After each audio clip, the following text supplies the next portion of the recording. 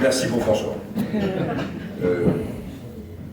Je voudrais d'abord dire effectivement que si j'ai accepté, c'est parce que j'avais vérifié que la salle avait été totalement refaite, isolée, climatisée, et que je savais que l'air qui allait être celui de cette salle serait extrêmement profitable à tout le monde. J'aurais salué bien sûr Monsieur le maire, qu'on va retrouver sûrement à l'AMF, au Congrès des maires. Lui dire, alors il me disait c'est 40 ans de mandat, c'est ça? D'engagement ici? D'engagement, oui. Ouais. D'une commune qui s'est agrandie? Oui. Et qui a Commune été nouvelle. Hein? Commune nouvelle. Commune nouvelle.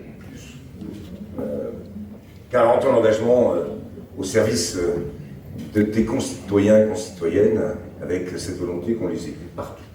Essayer, comme l'a rappelé François tout à l'heure, de faire ce qu'ils peuvent faire de mieux. Innover, être en proximité, répondre aux besoins immédiats, tout en essayant de penser l'avenir de chacune de nos communes. C'est ça l'enjeu. Et c'est pourquoi je le dis à un moment où aussi, dans d'autres départements, je pense au Pas-de-Calais, les maires qui connaissent aujourd'hui les inondations, tous les jours, sont directement confrontés aux difficultés de leurs concitoyens. Et quelquefois vivent les mêmes difficultés que leurs concitoyens. Et ça, on a tendance trop souvent à l'oublier. Et j'ai vu un président de région, de cette grande région du Nord, qui donnait l'impression qu'à lui tout seul, il avait réglé le problème des inondations du Pas-de-Calais. Et puis à un moment, quand même, il se dit, oh là là, oui, mais il y a quand même les collectivités locales. Oui, il y a surtout les collectivités locales, surtout les élus qui, localement, sont là aux côtés de nos concitoyens. Je voudrais saluer bien sûr Paul Roche qui m'a invité. Alors si je conclue aujourd'hui, c'est parce que j'ai été invité de première. Normalement, c'est pas correct qu'un ancien ministre parle après un président de la République, donc c'est parce que j'ai été invité de premier. Donc vous rassurez-vous. Je voudrais saluer bien sûr la Sarthe et la première fédérale de la Sarthe, quand même, qui a fait ce voyage. Je voudrais saluer bien sûr Philippe, que je retrouve ici, Martine, la vice-présidente de la région, Germain et la Haute-Vienne, venus en force, hein, oui, quand même. Et puis je voudrais saluer Philippe Dort, ceux qui sont venus aussi d'ailleurs, comme Wilfried de la Drôme, de Toulouse et de la Haute-Garonne, d'ailleurs Daniel aussi, j'oublie pas. Je voudrais commencer mon propos en disant à François que, tu l'as dit, des fois j'ai pas un caractère facile, quoique quand même à la fin, il est toujours par s'arranger. Tu es d'accord? Oui. Voilà. Bon. Que ce caractère pas facile toujours a au moins aussi été avec un angle qui était la fidélité et l'amitié. Et je peux vous dire que, et je vais revenir à la question des valeurs, aujourd'hui les valeurs se perdent. Regardez ce qu'est la politique. Regardez ceux qui changent d'avis, ceux qui changent d'amour, ceux qui changent tout court. On ne sait pas pourquoi, si ce n'est l'opportunité du moment. La fidélité et l'amitié, dans la vie comme dans la politique, c'est des valeurs qu'il faut chérir, continuer à développer et à défendre. Donc moi, je reste fidèle en politique, fidèle à des valeurs et fidèle à l'amitié, et donc fidèle à l'amitié que je voue à François Hollande depuis, on mettra ça de côté. Tu disais tout à l'heure que la politique étrangère et internationale, c'est de la politique nationale. Et c'est vrai. Et si on se pose 2 secondes pour regarder et faire la comparaison avec le quinquennat de François Hollande, sur les questions internationales, je reprendrai la question de l'Ukraine, on l'a complètement oubliée. La guerre avec le Donbass était commencée. On était au 70e anniversaire du débarquement de Normandie. A été créé à ton initiative le format Normandie. Quel était l'objectif? C'est pas simplement de donner des leçons ou de négocier de manière bilatérale, c'était d'associer tous ceux qui pouvaient peser pour trouver une solution diplomatique. Le format de Normandie. Merkel, Hollande, Obama, Poutine. On ne peut pas dire que ça a donné tous les résultats qu'on pouvait espérer, puisque cette guerre du Donbass s'est contenue, mais elle s'est contenue au Donbass. Regardez ce qui s'est passé après. Quand on laisse partir, quand on ne se préoccupe pas, au début, des signaux qui peuvent annoncer la tempête après, eh bien on a la tempête. C'est aussi, et je m'en rappelle, parce qu'en tant que ministre de l'Agriculture et porte-parole du gouvernement, et sûrement parce que les présidents Un certain nombre de pays africains considéraient que la fidélité ou l'amitié avait peut-être quelque chose à voir avec les possibilités qu'ils auraient d'obtenir des choses, que tous les déplacements que j'ai faits, que ce soit en Afrique du Nord, que ce soit en Afrique de l'Ouest, à l'époque, alors qu'aujourd'hui nous sommes chassés d'Afrique. Les relations étaient solides. Les relations, elles étaient franches. Les relations, elles étaient faites à la fois par des engagements politiques, par l'engagement de la France vis-à-vis de l'Afrique, par la capacité qu'on avait à apporter aussi l'appui de l'Europe dans le développement de la coopération. Regardez ce qui s'est passé aujourd'hui. Je suis maire du Mans, le 2e régiment d'infanterie de marine était au Niger. Il a dû rentrer pendant 3 jours du Niger jusqu'au Tchad pour rentrer ensuite en France aujourd'hui. Faites la comparaison entre l'intervention au Mali à l'époque de François Hollande et ce déplacement, auquel je n'étais pas, mais dont tout le monde se souviendra, et la place qu'avait la France en Afrique, et celle qu'elle a aujourd'hui. Faites la comparaison. Regardez aussi ce qui s'est passé au moment de la lutte engagée contre Daesh. Clairement, sincèrement, jusqu'au moment où une divergence, non pas sur ce qui était décidé par le président de la République, François Hollande, sur la question de la Syrie, mais un changement de ligne qu'on peut expliquer de Barack Obama a fait que la Syrie et Bachar el-Assad n'ont pas été arrêtés et ont donné à Poutine l'occasion d'ailleurs d'affirmer la puissance russe, qui a dû avoir un rôle très important ensuite sur sa volonté d'aller au-delà de ce qui était contenu jusque-là, c'est-à-dire l'attaque russe dans le Donbass et avec aujourd'hui, tu l'as rappelé, la guerre en Ukraine. Sur la question du Proche-Orient, a-t-on parlé du Proche-Orient jusqu'ici? Y a-t-il eu des questions qui ont été posées? Y a-t-il eu, à chaque étape, de difficultés qu'on voyait poindre, et en particulier en Cisjordanie, avec la colonisation, l'extrême droitisation d'un gouvernement Netanyahou? Il ne s'est rien passé. On n'a rien dit. C'est vrai qu'aujourd'hui, confronté à l'horreur, au terrorisme qui a été choisi par le Hamas, 1400 morts, tout le rappelé, et avec des otages qui restent aujourd'hui encore otages, et l'escalade qui a suivi, qui suit malheureusement avec les drames que l'on voit aujourd'hui sur les télés au niveau de la bande de Gaza. Il faut toujours être préoccupé de la question internationale, tu l'as très bien dit, parce qu'un jour elle revient. Et à chaque fois, elle a des conséquences en termes de politique nationale. Mais si la fidélité a un sens, c'est parce qu'elle s'appuie aussi sur des faits. Une réalité d'une politique qui a été conduite. Et que contrairement à ce qu'a pensé pratiquement toute la gauche jusqu'à aujourd'hui, et je vais y revenir, elle aurait dû être jugée, cette politique, bien entendu. Et certains points discutés, contestés, bien entendu. Mais considérer qu'on devait, pour pouvoir se reconstruire, faire table rase des formules du passé de ce quinquennat, a été, je le pense, et je le pensais avant, et je le pense aujourd'hui, une erreur. Et vous verrez que toute la gauche qui s'est construite uniquement sur « on ne veut plus du quinquennat de Hollande », Parti socialiste compris, avait certes une légitimité à le contester. Faut-il être à ce moment-là capable d'écrire une autre page pour la gauche? Celui qui a compris que les frondeurs étaient des gentils socialistes faciles à croquer, c'est Jean-Luc Mélenchon. Et il ne s'est pas trompé. Benoît Hamon d'abord, et puis après tous les autres. Frondeurs d'alors qui pensaient être dans la vérité politique, dans la contestation du quinquennat de François Hollande. Et qu'on trouvait d'ailleurs justification, et que Jean-Luc Mélenchon a parfaitement accompagné, en disant, mais puisque c'est ça, c'est moi qui, au-delà de la fronde interne, va porter le message aux Français. Il a été candidat 2 fois, 3 fois. Une première fois, c'était en 2012.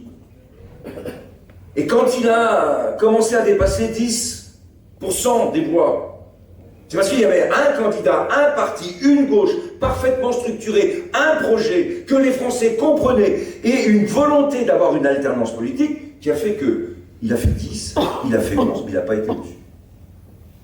Quand il n'y a personne à gauche en face, de 10, 11, il est passé une fois à 19 et une fois à 20.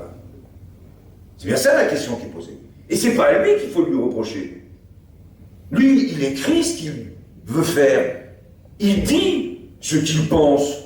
Et contrairement à ce que certaines critiquent, c'est pas simplement parce que c'est un tacticien, c'est parce que c'est un idéologue.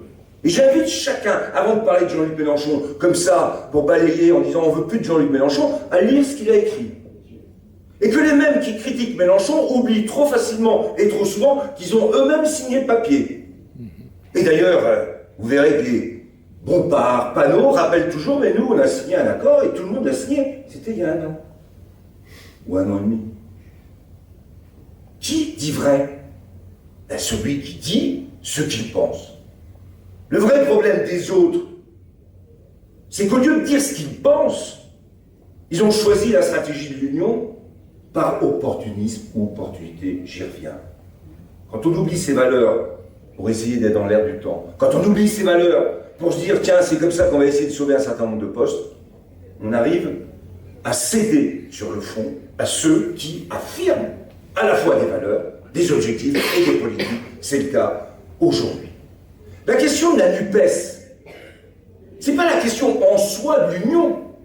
Et aujourd'hui, si les communistes sont là, si GRS sont là, si Place Publique et si Génération S, si j'ai bien compris, est là, c'est pour qu'on leur dise que le fond n'est pas la question de l'union. Il y a toujours eu l'union de la gauche pour gagner. Le fond de la question qui est posée, c'est sur quelle ligne politique s'appuie l'union. Et tu l'as rappelé, François, tout de suite. Est-ce que Jean-Luc Mélenchon, Premier ministre aujourd'hui, comment la France pourrait-elle être gouvernée avec une majorité avec autant de divergences sur le fond? Tout le monde en conviendra aujourd'hui, c'est pas possible. Tout le monde se rend compte qu'aujourd'hui, ça ne va pas. Tout le monde se détourne en disant c'est de la faute de Jean-Luc Mélenchon. Non, non, non, non. C'est pas de la faute de Jean-Luc Mélenchon. C'est de la faute de ceux qui, par opportunisme, ont choisi de se ranger derrière Jean-Luc Mélenchon, qui leur rappelle d'ailleurs gentiment et de manière régulière qu'ils avaient signé et qu'il ne les a pas forcés pour le faire. Et c'est vrai. Songeons quand même que dans les départements historiques du Parti Socialiste, il n'y avait pas de candidat socialiste. Suivez mon regard. Que ceux qui font souvent référence d'ailleurs au Front populaire, avec cette idée de l'union d'un Front populaire, oublient 2 choses majeures. La première, c'est qu'au nom du Front populaire, chacun se présentait au premier tour. Et que la vieille histoire du désistement républicain pour la République s'appliquait. Mais chacun se comptait. Et c'est le désistement républicain qui a fait la victoire du Front populaire à un moment où, juste après 1934, il faut quand même se le rappeler, il y avait un Capitole français avec les ligues qui avaient manifesté et où la République a vacillé. Première erreur, de considérer que parce que la présidentielle avait donné un tel résultat pour Jean-Luc Mélenchon, il pouvait imposer à tous les autres partis, non pas une discipline républicaine, logique, mais l'acceptation de disparaître dans un accord complet de premier tour au premier tour des élections législatives. Donc à ceux qui rappellent tout le temps le Front populaire, je rappelle qu'au Front populaire, les communistes, les radicaux, les socialistes se sont présentés et c'est le désistement républicain qui a fait la victoire au deuxième. Ça, c'est la première erreur. Et puis la deuxième, c'est de penser que c'est une gauche radicale qui a gagné le Front populaire. C'est oublier que dans cette alliance du Front populaire, il y avait les socialistes, il y avait les communistes qui soutenaient sans participer, puis il y avait les radicaux. Radicaux qui, juste avant, étaient alliés avec la droite. Il faut s'en souvenir aussi. Et que si le Front populaire veut être un exemple, ben à ce moment-là, j'invite chacun à bien réfléchir aux 2 termes du débat que je viens de poser. L'union, c'est d'abord l'affirmation au premier tour de conviction Mais l'union s'affirme, elle, au deuxième tour, avec le rassemblement. Et troisième point, l'union, elle vise large. Elle vise à gouverner, si c'est l'exemple du Front populaire qu'on veut prendre. Je pense qu'on est arrivé, après le Front populaire, la guerre, la fin de la SFIO sur la question coloniale, mal gérée, complètement non dirigée, avec le déserrement de la SFIO qui finira par disparaître. Ce cycle de la gauche, quand j'étais au Parti Socialiste un peu plus jeune, je me disais ça ne pourrait jamais arriver une deuxième fois. Qu'un parti comme la SFIO disparaisse, le Parti Socialiste de 71 avec François Mitterrand a été créé, on était 120, 150 000, 160 000 adhérents, une force partout. Personne, il y a 10 ans, 15 ans, pouvait imaginer qu'on se retrouverait avec des résultats qui nous font disparaître pratiquement du premier tour de l'élection présidentielle. On garde des ancrages locaux, et Roger t'en est un exemple parfait. Mais si, au fur et à mesure, au niveau national, au moment des grandes échéances, l'idée socialiste, le projet socialiste ne cesse de disparaître, je vous le dis, un jour, l'ancrage local finira lui aussi par disparaître. Donc la question qui est posée aujourd'hui, je l'ai dit, c'est pas celle de l'union. Il faut l'union, faudra l'union. C'est la question de la redéfinition de la ligne politique si on considère qu'on n'est pas d'accord avec Jean-Luc Mélenchon. Pour ceux qui sont sur la ligne de Jean-Luc Mélenchon, ils ont un candidat, ils ont une ligne, ils ont un parti alors qui fonctionne comme ça a été rappelé tout à l'heure, c'est-à-dire quand même d'une manière très particulière pour des gens qui veulent toujours faire appel au peuple, à la démocratie. La première des démocraties qu'on essaie de s'appliquer, c'est entre soi. Parce que pour l'appliquer après pour les autres, c'est plus compliqué. Et c'est l'affirmation d'une ligne politique. C'est changement. Comment peut-on faire espérer voter des gens si on leur dit de toute façon, on a fait tellement d'erreurs qu'il faut qu'on se cache? Ben, les électeurs, ils disent, ben, cachez-vous. Ça serait pas grave, au fond, si les perspectives démocratiques, si la perspective qu'offraient d'autres formations politiques nous amenait à espérer dans le pays, à espérer pour tous ceux qui ont besoin d'espérer aujourd'hui, qui n'espèrent plus. On pourrait se dire, ben, le socialisme a eu son temps. Mais le problème, ça a été rappelé, c'est que c'est pas du côté de la gauche aujourd'hui qu'on voit monter la force qui peut incarner l'alternance. C'est du côté de l'extrême droite. Et je dis même que plus on s'enferme dans une radicalité à gauche, plus on donnera du charbon à la locomotive du Rassemblement national. C'est ça la vérité. Et que ceux qui, au nom de l'union, disent « Eh bien, c'est parce que vous n'allez pas faire l'union qu'on aura le Rassemblement national », non. C'est parce que vous faites une union sur une mauvaise ligne qu'il y aura le Rassemblement national. Donc le moment, il est venu, ça a été dit. Et puisque la salle est climatisée, de penser, idée fraîche, de revoir un peu tout ce qu'on a pu dire depuis très longtemps, d'essayer de travailler, de discuter, de débattre, à la fois sur les grandes questions internationales, et de rappeler d'ailleurs à cette occasion, à toute la gauche, qu'elle a toujours été internationaliste. Et que si on est internationaliste, on est européen. Il ne s'agit pas de discuter du projet politique de l'Europe. Ça se discute. Il s'agit de savoir si on accepte, oui ou non, la construction européenne. Et contrairement à ce que disent les nationalistes, tous les protectionnistes, la voix de la France, la puissance de la France, elle ne peut s'exercer pleinement, totalement, que parce que elle est dans l'Europe. Le format de Normandie, j'ai commencé mon propos avec ça, c'était Merkel-Hollande. L'Allemagne et la France. D'ailleurs, à ce propos, les relations entre l'Allemagne et la France, là aussi, je vous rappelle, et je reviens à ce que je disais au début, vous voyez dans quel état nous sommes. C'est parce que nous sommes européens que nous pouvons porter un projet internationaliste. Et pourquoi nous avons besoin plus que jamais d'un projet internationaliste? Parce que la question écologique, la question du réchauffement climatique, la question de l'avenir de la planète, de la biodiversité, on prendra ça en tous les sens. elle ne peut se résoudre que si on est capable de porter une régulation, une politique et des engagements et des accords à l'échelle du monde. De la même manière que la question migratoire, qui laisse à certains l'idée qu'il suffira de remettre des frontières, de bâtir des murs pour régler le problème, est une erreur colossale. Ce qui se passe en Afrique aujourd'hui et la détérioration des relations politiques entre la France et l'Afrique et ce qui s'est passé en Afrique de l'Ouest, là, en ce moment, risque de conduire, là encore, à une émigration importante. Parce que les peuples qui ne trouvent plus aucun débouché, qui n'ont plus aucun espoir, partent. Et ils vont chercher ailleurs un projet, une espérance, un espoir.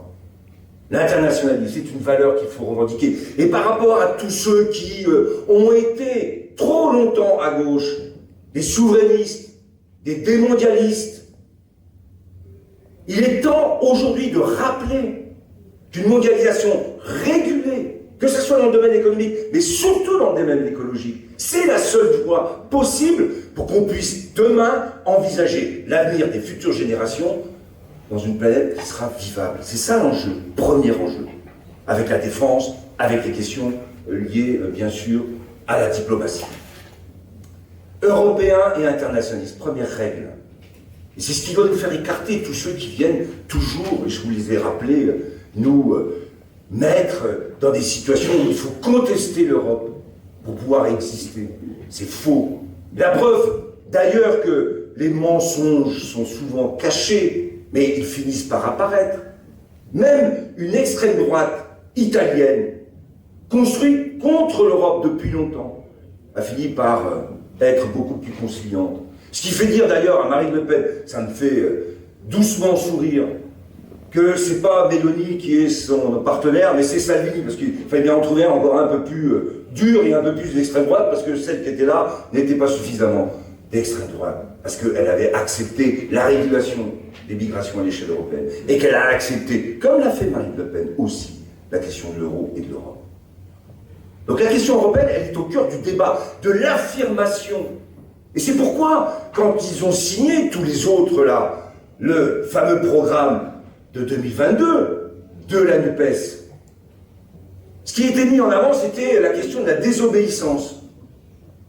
La désobéissance européenne. Formule d'adolescent où je désobéis pour arriver à exister. Quand on est adulte, on essaye d'éviter de continuer à penser que c'est en désobéissant qu'on va faire avancer des choses. Quand on veut être responsable, encore plus. L'Europe, c'est un projet. La discussion politique sur qu'est-ce que doit faire l'Europe, c'est un débat politique européen. Et c'est là que la gauche a sa place. Et on le sait. Et dans la montée des nationalismes partout, cette dimension à la fois internationaliste de la place de l'Europe dans le monde et de la capacité qu'on a à changer la politique européenne, c'est ça le cœur du débat. Et faut-il être clair sur les objectifs? Et je crois qu'aujourd'hui, le Parti socialiste, ce que nous sommes, nous devons être clairs sur les objectifs. Ensuite, je le pense profondément, il y a plein de choses qui ont changé. Le rapport des gens dans la société n'est plus du tout celui qu'on a connu. Les anciens qui sont ici, et il y en a de nombreux, il faut qu'on touche les jeunes demain. Nous avons connu les grandes aspirations à la liberté, et j'imagine qu'en Corrèze comme ailleurs, 68 a été un moment. Daniel sourit, parce qu'il était sur les barricades à Toulouse. Un moment de recherche de la liberté individuelle d'ailleurs. Et ce que j'appelle les classes ou les couches sécurisées ont acquis, dans cette quête de la liberté, des codes, des situations qui leur permettent de l'exercer pleinement. Par contre, ce que j'appelle les insécurisés aujourd'hui, cette liberté individuelle qui a été conquise, acquise, et qui ne cesse de se développer avec des droits nouveaux, on va pas revenir sur ce que nous avons fait voter nous-mêmes, elle a laissé beaucoup de gens dans l'insécurité, dans l'incapacité d'exercer eux-mêmes cette liberté individuelle. Et c'est là que la gauche, de manière générale, qui reste, et c'est écrit par Jean-Luc Mélenchon, dans la logique déterministe de la lutte des classes, fait une erreur colossale. Il n'y a plus de classes comme il y en avait, ni homogène du côté des bourgeois, et surtout pas homogène du côté du prolétariat. La transformation de l'économie a conduit, ça a été rappelé avec un livre connu sur l'archipélisation de la France, à une dérive. Une dérive qui fragmente l'ensemble de la société. Qui la fragmente autour de l'appareil de production. Et c'est ça qui est important dans le débat qu'on a aujourd'hui. C'est-à-dire les ouvriers d'avant, et ici à Tulle, ou ailleurs à Clermont-Ferrand, ou au Mans, de chez Renault, des Chinois, ils avaient un cadre, à la fois politique, Parti communiste, Parti socialiste, CGT, ils avaient un comité d'entreprise qui faisait que, quand on se posait des questions pour les vacances, des enfants, il n'y avait pas de problème. Qui faisait que quand les enfants réussissaient leurs études, il n'y avait pas de problème. Et quand ils ne les réussissaient pas, on essayait de les faire rentrer dans l'entreprise dans laquelle papa ou grand-papa a travaillé. Cette sécurité-là, elle a totalement disparu. On s'est dit, la liberté individuelle, c'est le contrat de travail. Chacun va le négocier. Ben oui. Mais il y en a qui ont des capacités à négocier qui ne sont pas du tout les mêmes. Qui sont soumis beaucoup plus à ce qu'on appelle l'aliénation par le travail et le contrat de travail. Qui sont fragiles parce que le chômage déjà touché les premiers. Qui sont d'autant plus fragiles qu'ils se disent que, pour leurs enfants, l'avenir sera encore moins bon que celui qu'ils ont aujourd'hui. C'est ça la réalité. Et cette individualisation de la société, cette fragmentation, elle a conduit chacun, et en particulier dans les couches populaires, à regarder d'abord ce que l'on peut faire soi-même, avant d'aller chercher ce que les autres vont pouvoir nous apporter. Voire pire, à condition que lorsqu'ils sont obligés d'aller chercher la solidarité qu'on donne aux plus pauvres, ils se considèrent entraînés eux-mêmes comme étant encore plus pauvres. La gauche, c'est pas simplement la générosité. La gauche, ça ne peut plus non plus être uniquement la redistribution généreuse. La gauche, ça doit être une capacité à repenser ce qui doit encadrer la vie. Ce qui doit donner à chacun les sécurités nécessaires. Pas uniquement par des filets de sécurité sociaux, mais par le corps général autour du travail qu'on est capable d'offrir pour sécuriser les gens. Je le pense de plus en plus. J'avais fait le constat au Mans, au moment des municipales, que les votes Rassemblement National étaient dans les quartiers des anciens ouvriers de chez Renault et des cheminots. C'est là que ça avait été le plus haut. Pas le centre-ville, je vous ai dit, les sécurisés, ils n'ont pas de problème. Leur liberté individuelle, ils l'exercent sans aucune difficulté. Ceux à qui on a laissé croire que leur liberté individuelle allait leur permettre de s'épanouir, ceux-là, quand ils voient qu'ils n'y arrivent plus, eh bien, ils se réfugient dans des votes où ils vont chercher des solutions qui sont contraires aux valeurs de la République. C'est ça la vérité d'aujourd'hui. Et c'est ça qui oblige, ou qui doit obliger, ou qui devrait obliger la gauche à repenser ce qu'elle a à dire aux Français et aux Françaises, en particulier quand on veut reconquérir les couches populaires. Et s'il y a des collègues ou des camarades du Parti communiste, j'ai été frappé de cette idée, qui est perçue d'ailleurs, en particulier par Fabien Roussel. Quand il dit, ben non, moi je mange de la viande, et si je vais à Saint-Denis, ben moi je veux manger. Quand d'autres disaient, non, il ne faut surtout pas manger, ou alors il faut que ça soit bio, et qu'il n'y ait pas de viande. Qu'est-ce qu'il essaye de dire? Il essaye de se raccrocher à ce que les couches populaires pensent au fond. Et c'est juste de le faire. De la même manière que Ruffin, vous l'avez vu, change aussi de ligne et commence à se poser des questions sur les questions de sécurité. Il est devenu extrêmement clair et carré, parce qu'il sait très bien que dans les couches populaires, c'est des sujets qui ne peuvent pas, par exemple, comprendre que Jean-Luc Mélenchon, pendant les émeutes, ait fait le choix d'encourager les émeutes et de considérer que le seul problème, c'était que la police tue. Et je suis sûr qu'autour de vous, et vous-même, l'idée de dire que au moment des émeutes, c'est d'abord le problème de la police, vous vous êtes dit, mais il y a quelque chose qui ne va pas. Pas parce qu'on serait répressé le fait qu'un premier secrétaire qui s'est construit uniquement sur cette question de la NUPES aujourd'hui n'a pas de légitimité à repenser l'avenir, eh bien c'est à nous de commencer à penser l'avenir de la gauche. Voilà le message. On va lancer ici, en proposant d'ailleurs à toute la gauche qui le souhaite, aux socialistes qui sont partis et qui sont prêts à revenir, à ceux qui, écologistes, communistes et autres, qui ont envie de participer à une reconstruction idéologique et politique, eh bien d'être capables de mettre de côté ce qui s'est passé, mais de regarder tous ensemble l'avenir. Vous avez dit, et Monsieur le Président, que l'agroécologie aujourd'hui est un terme qui est devenu un terme repris, que les lombrics ont failli avoir le prix concours. J'ai rencontré Gaspard Koenig, qui était venu au Mans, et je lui avais dit, si tu avais été là à l'époque, on t'aurait invité à l'Élysée pour une grande discussion sur la question de l'humus et des lombrics. J'ai une chose que j'ai retenue comme ministre de l'Agriculture. S'il n'y a pas un bon sol fertile, il n'y a pas de récolte. À nous de construire le sol fertile. Bravo, bravo.